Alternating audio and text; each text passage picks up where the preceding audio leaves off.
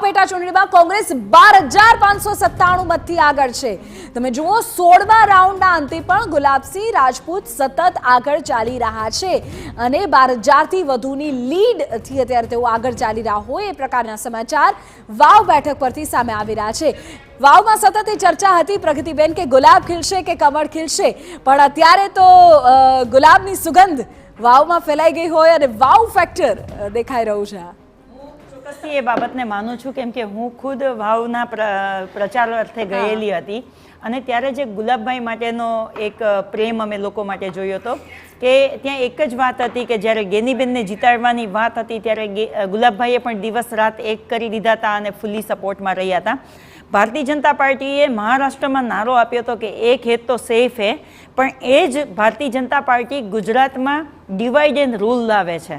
જે ભારતીય જનતા પાર્ટી કાયમી માટે એવું કહેતી આવે છે કે અમે કાસ્ટિસિઝમના આધારે કોઈ દિવસ ટિકિટો નથી આપતા, એ તો કોંગ્રેસે સાબિત કરીને બતાવ્યું છે કે જ્યાં ખાલી રાજપૂત સમાજના 13,000 વોટ હતા ત્યાંથી અમે રાજપૂત સમાજના ગુલાબસિંહ રાજપૂતને ટિકિટ આપી અને ભારતીય જનતા પાર્ટીએ છે ત્યાં કાસ્ટિસિઝમનું કાર્ડ ખેલ્યું, ત્યાં ઠાકોરને ટિકિટ આપી। આ તો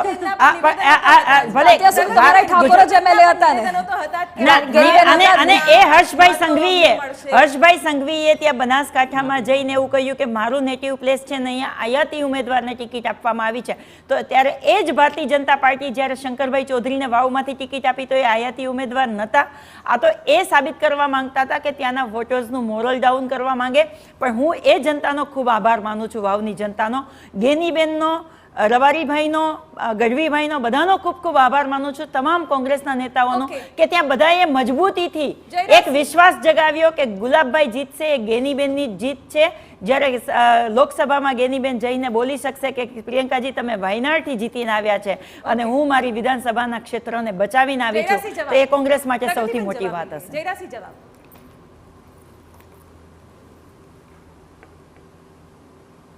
જો વાવની અંદર જે રીતે હજુ તો છેલ્લો રાઉન્ડ આવે છે, પણ મૂળ જે મત માવજીભાઈએ લીધા છે એ મત 100% બે ધારણા હતી, બે ધારણાઓ હતી। આ કિંજલબેન પણ ત્યાં હતા હમણાં 2 દિવસ પહેલાં જ। હું તો સ્પષ્ટ છે, હું ગોળ ગોળ ફેરીને કહેવાવાળો વ્યક્તિ નથી। હમણાં 2 દિવસ પહેલાં જ મુખ્યમંત્રીશ્રીના તે અજયભાઈ પણ મળ્યા હતા અને મને કિંજલબેન પણ મળ્યા હતા।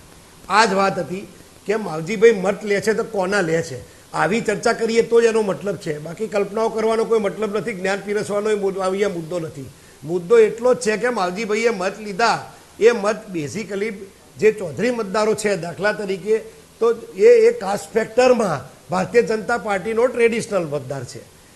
બીજી વાત એવી હતી કે જે મતદારો જે એન્ટી બીજેપી અથવા તો શંકરભાઈના ટ્રેન્ડમાં વિરુદ્ધમાં જે એવી વાત ચાલતી હતી કે શંકરભાઈના વિરુદ્ધમાં ઓલ છે, તો આ પણ મુદ્દો હતો। તે મત જો ડિવાઈડ થઈ અને સામે જતા રોકાય છે કેમ, તો પછી ભાજપનો ફાયદો થાય, ન રોકાય તો કોંગ્રેસનો ફાયદો થાય। આ વ્યૂહાત્મક રચના છે। હવે આમાં આપણે એવું કહીએ કે જ્ઞાન પીરસાય છે તો મુદ્દો નથી, સમજણ હોવી જોઈએ।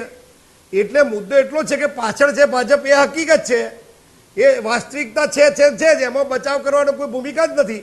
પણ જે ટ્રેડિશનલ ભારતીય જનતા પાર્ટીનો મતદાર છે એ માવજીભાઈ કેટલા મત લે છે, 10,000 ઉપર તો છે, તો લગભગ જે માર્જિન રહેશે એટલા માવજીભાઈના મત રહેશે, તો ભારતીય જનતા પાર્ટીને ચોક્કસ એનાથી નુકસાન થયું સ્પષ્ટપણે માનું છું। તમે જેરાસી ઉલ્લેખ કર્યો ને મુખ્યમંત્રીને ત્યાં જે મિટિંગ થઈ હતી એનો, એટલા માટે હું તમને કહું, ત્યારે પણ આપણે વાત થઈ હતી, મેં કહું કે માવજીભાઈ કેટલા મત કાપે છે એ, અને તમે કદાચ આ ચર્ચામાં મોડા આવ્યા, પણ હું તમને કહું કે આ ચર્ચાની શરૂઆતમાં મેં કહ્યું હતું કે વાવમાં હું સંમત છું અજયભાઈ, સંમત છું આપની વાત સાથે। હા, એટલે મારી વાત સાથે સંમત છું, મારી વાત સંમત છું અજયભાઈ, મારી વાત તર્કસંગત, મારી વાત સાથે ઓન એર TV9 ના સ્ક્રીન પરથી સ્વીકારું છું કે તમે મને કહ્યું હતું કે હા સંમત થયા તો સારી વાત છે, સંમત થયા સારી વાત છે। મારી તમને હજુ પણ આગળ તમને હજુ હું કહું છું કે હજુ લીડ ઘટશે, તમે કહું છું હજુ હું તમને કહું ભાજપના હવે જે વોટ ખૂટે છે, હું તો કોઈ પેલું બેગેજ રાખતો નથી, હું તમને કહું 16 રાઉન્ડથી 23 રાઉન્ડ સુધી ભાજપને ભાભરમાં ફાયદો થશે।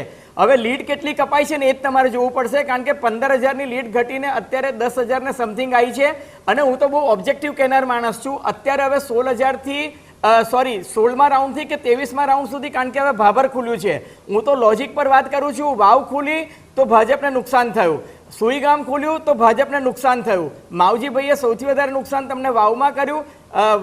સુઈ ગામ જે છે ઓલમોસ્ટ સરખું ગયું. હવે ભાભરમાં ભાજપના મત ખુલશે, પણ કેટલી લીડ કપાઈ છે? 7,000 કપાઈ છે, 8,000 કપાઈ છે કે 10,000 કપાઈ છે?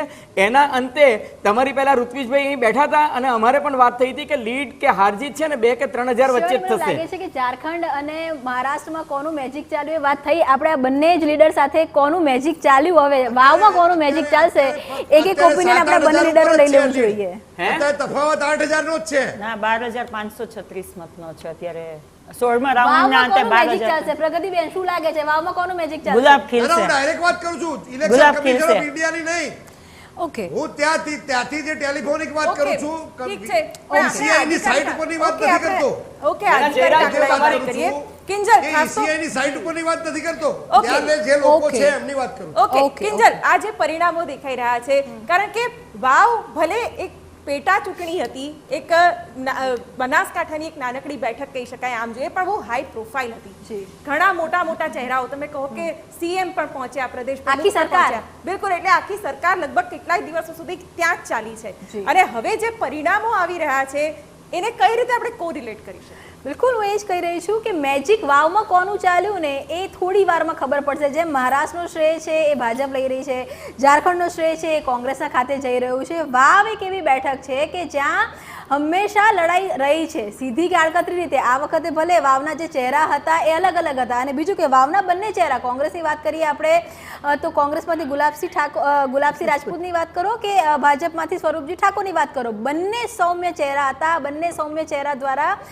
પોતાની વાત મૂકવામાં આવી. પરંતુ આજે પણ લડાઈ વાવમાં ગેનીબેન વર્સેસ શંકરભાઈ ચૌધરીની જતી. તો આ લડાઈમાં કોણ જીતે છે એ ખૂબ જ મહત્વનું છે, અને અત્યારે કેટલું સ્વિંગ થાય, માર્જિન કેટલું આવશે એની પર પણ તમામની નજર છે. એટલે મેજિક કોનું ચાલ્યું, ત્યાં ગેનીબેનનું ચાલ્યું, શંકરભાઈનું ચાલ્યું, બીજેપીનું ચાલ્યું, કોંગ્રેસનું ચાલ્યું, એ થોડી વારમાં ખબર પડશે. બિલકુલ, થોડી જ વારમાં તમામ ચિત્ર સ્પષ્ટ થઈ જશે અને આ સાથે ચર્ચા પણ યથાવત જ રહેશે.